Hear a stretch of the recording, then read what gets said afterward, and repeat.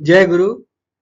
मैं आपका स्वदेश अपने इस चैनल सीकिंग स्वदेश में फिर से आज आप सबका स्वागत करता हूं। आज हम लोग जानेंगे ठाकुर जी के पूर्ववर्ती जीवन और इस जीवन के विषय में जो भृगु संहिता से ली गई हुई बातें, जो भृगु ऋषि ने उनके संबंध में बातें की हैं, उस पर हम लोग आज थोड़ा चर्चा करेंगे।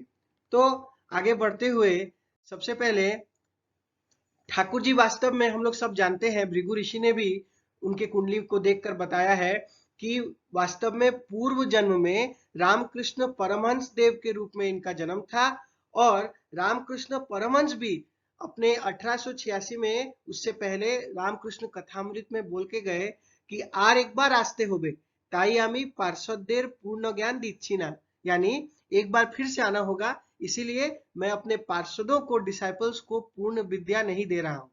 तो इसका विश्लेषण भृगु ऋषि ने कुछ इस प्रकार किया है। आसित पूर्व भवे कश्चित मूर्धज बंग खंड के स्वर्धृणी समीपे तात श्यामांगम नाति दीर्घक तौर्यात्रिकम वृथा ध्याम च विद्याहीनः महामतिः गीतनादे पराप्रीति जनके नैव ताड़ितः अनशने कदाचित तु शतधा दुख पीड़ितः दर्दश चान्तिके तात विधि प्रेरित इवानधः सज्जनः सौम्य कान्तिश्च करुणा पूरितेक्षणः तस्य कृपा विशेषेण क्वचित साध्वी प्रयन्तः भैरवी कृपया संवर्णः राज्यद्वारे देवगृहे पूर्व भाग्यवशात् काव्य विष्णु कृपा प्रभावात् अंशाज्वात् यतः श्रीमान प्राक संस्कार गौरवात् स्वल्प यत्ने दैवी कृपा प्राप्त तूर्ण महामुने तत्वज्ञानी षोडशाश्च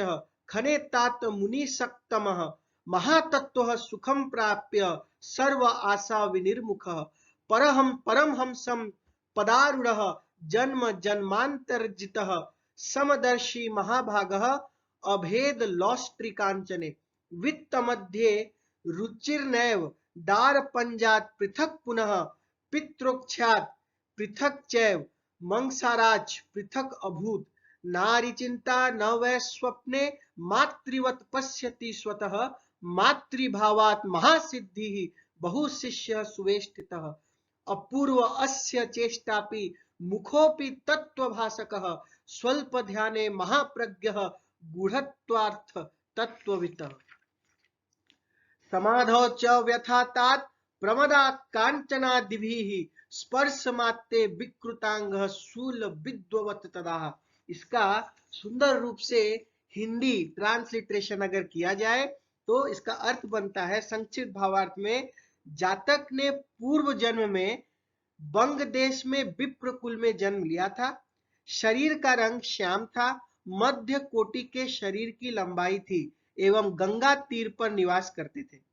बचपन से गान कीर्तन के प्रति अनुरक्ति रहने के कारण लिख पढ़ न सके थे। सोचिए, हम लोग विद्या को ही संपूर्ण मान लिए हैं, वास्तव में विद्या जो है मनुष्य शरीर के अंदर है। अगर भक्ति किया जाए, अनंत भक्ति किया जाए, तो उस ब्रह्म रूपी विद्या को प्रत्येक के अंदर जागृत कर दिया जा सकता है।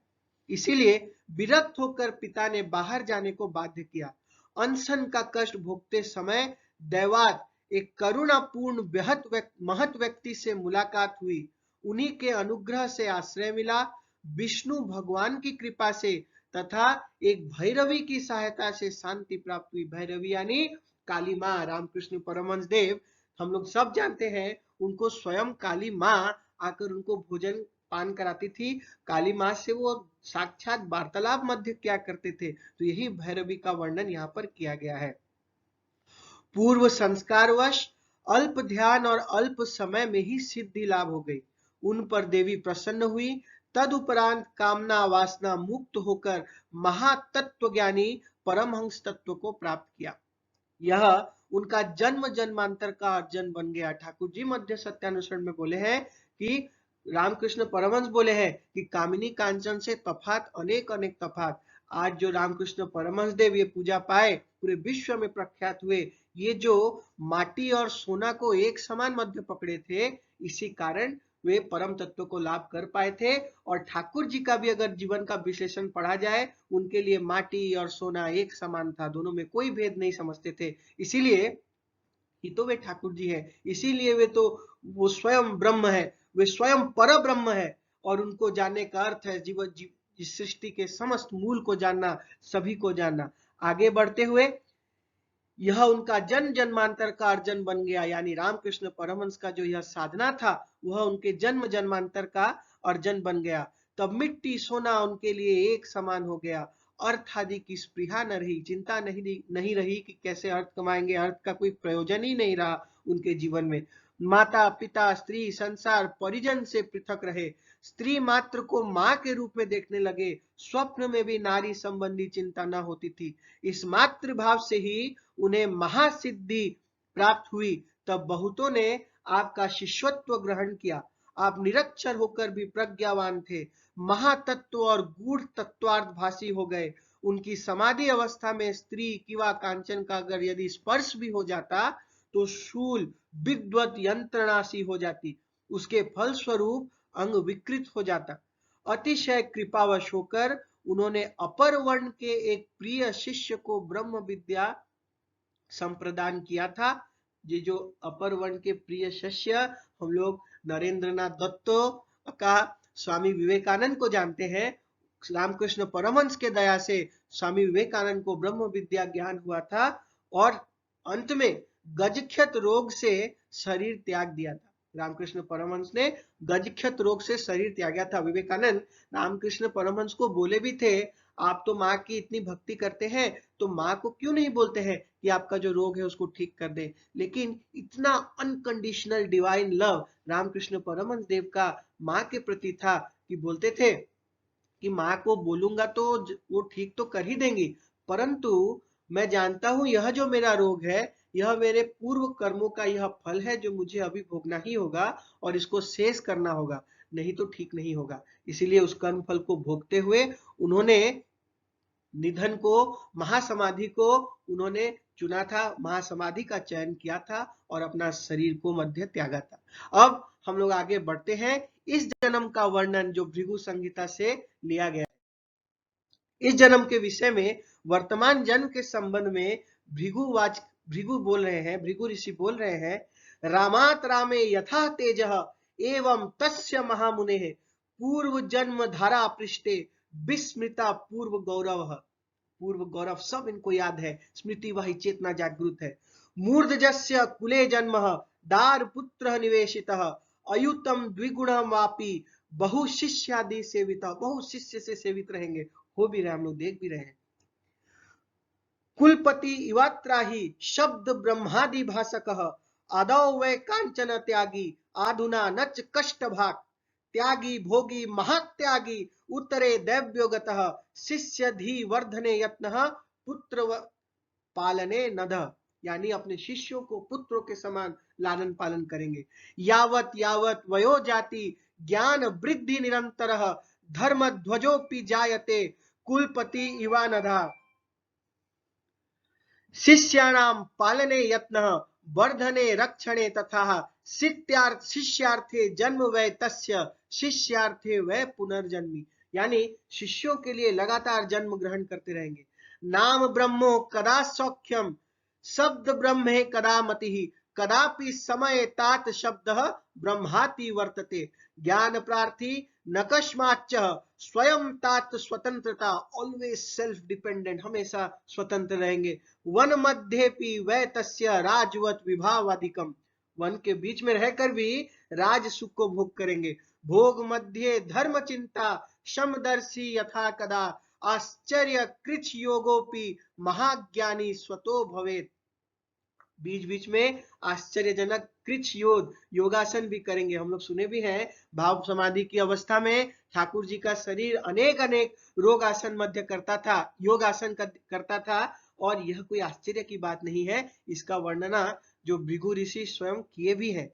गलिता वासना सर्वे मुक्तवारी यथा नग अष्ट सिद्धि मन्यते आत्मस्थ आत्मनिर्भर परम हंसोपि जायते सर्वथा साधु चेष्टतः सत्य लक्ष्य महाप्रज्ञ शत्रु मित्र समानयो, वेद बाणांतरे तात देह त्यागे प्रयत्ना तदादौ निष्फलम चेष्टा शिष्य मूलात् सुरक्षितः यदि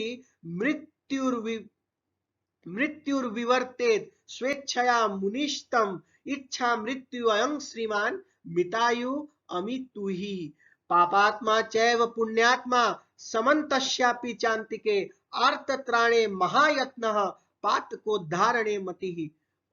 जो आर्थ है, डिस्ट्रेस्ड है, उनको उद्धार करने के लिए हमेशा निरंतर चेष्टावान रहेंगे।